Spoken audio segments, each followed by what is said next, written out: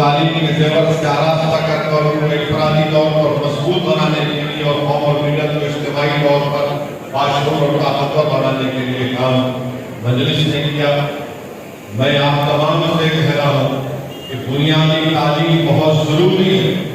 اگر کل آپ اپنے مستقبل کے فیصلے بیٹھ کر کرنا چاہتے ہیں، اگر آپ یہ چاہیں گے کہ کل اگر کسی جگہ پر کسی مقام پر ایک ٹیبل پر بیٹھ کر کسی قوم یا کسی ملت کے فیصلے کیے جا رہے ہیں، تو اگر آپ یہ چاہیں گے کہ نہیں میں اس ٹیبل پر بیٹھنا چاہوں گا، یاد رکھیے ٹیبل پر آپ اسی وقت بیٹھیں گے جب آپ طاقتور ہوں گے۔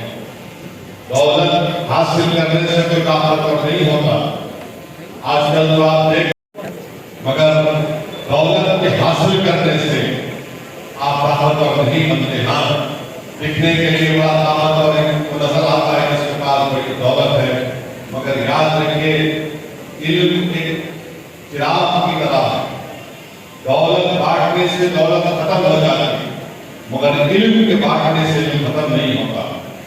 جس کے گھر میں جس کی اولاد تعلیم یافتہ ہوگی، وہ جہالت کے مظاہرے نہیں کرے گی، وہ ظلم کے مظاہرے نہیں کرے گی، وہ اچھے انسان بنے گے، جس سے نہ صرف ہمارا شہر، ہمارا گھر، ہمارا محلہ بلکہ ہمارا وطن مضبوط ہوگا۔ میری آپ تمام سے گزارش ہے کہ اپنی اولاد کو تعلیم یافتہ بنائیے۔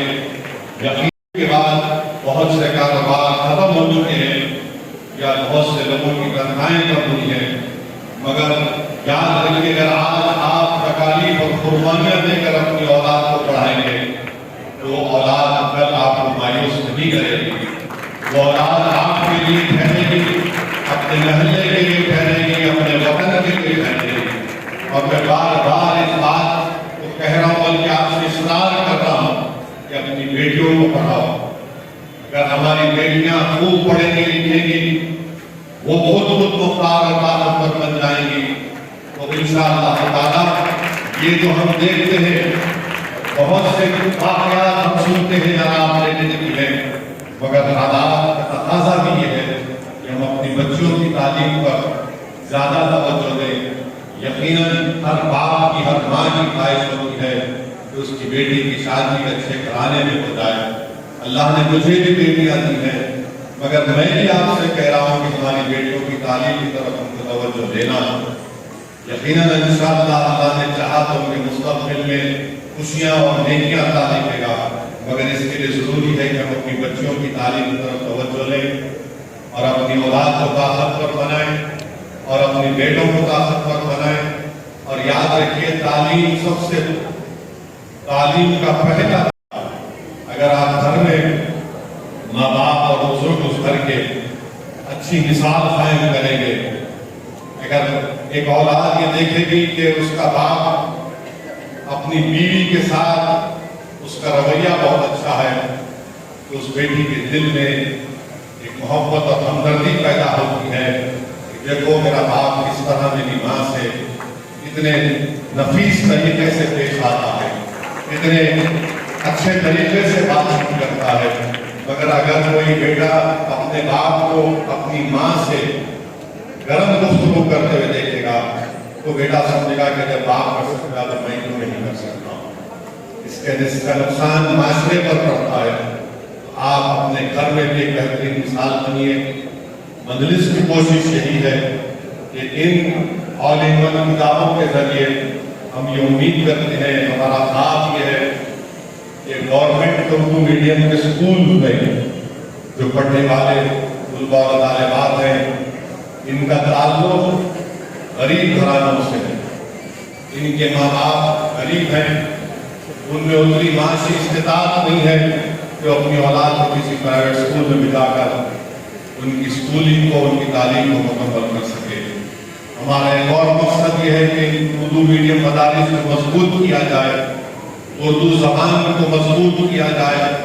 اور میں ان طلباء اور طالبات سے کہنا چاہ رہا ہوں جو آج یہاں پر اس غالباً گائیڈ ماڈل پیپر کو لے کر جائیں گے، میری بیٹے اور بیٹیوں، ہرگز اپنے دل و دماغ میں اس بات کو پیدا ہونے مت دو کہ ہم اردو میڈیم سے پڑھ رہے ہیں، کیا ہم نیٹ کو नीट में क्वालिफाई कर सकते हैं, क्या हम एमसेट क्वालिफाई कर सकते हैं।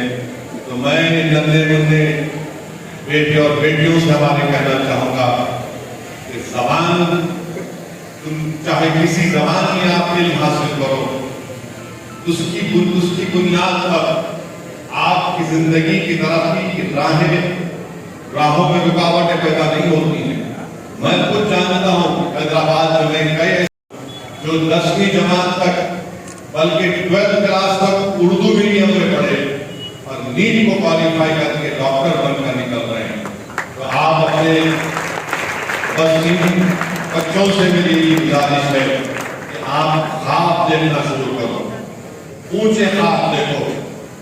आप ये सोचो कि मैं जिंदगी में इस मुकाम पर पहुंचूंगी या पहुंचूंगा, और अल्लाह से खूब दुआ करना कि अल्लाह अगर तू मेरे को इस मुकाम पर लेकर आएगा, मेरी मेहनत को कबूल करेगा। आपकी नीयत होनी चाहिए कि अल्लाह जब तू मुझे उरूज देगा तो जो लोग मुझसे नीचे रहेंगे मैं उनको ऊपर उठाने की कोशिश करूंगा। तो अल्लाह आपको इज्जतों से नवाजेगा।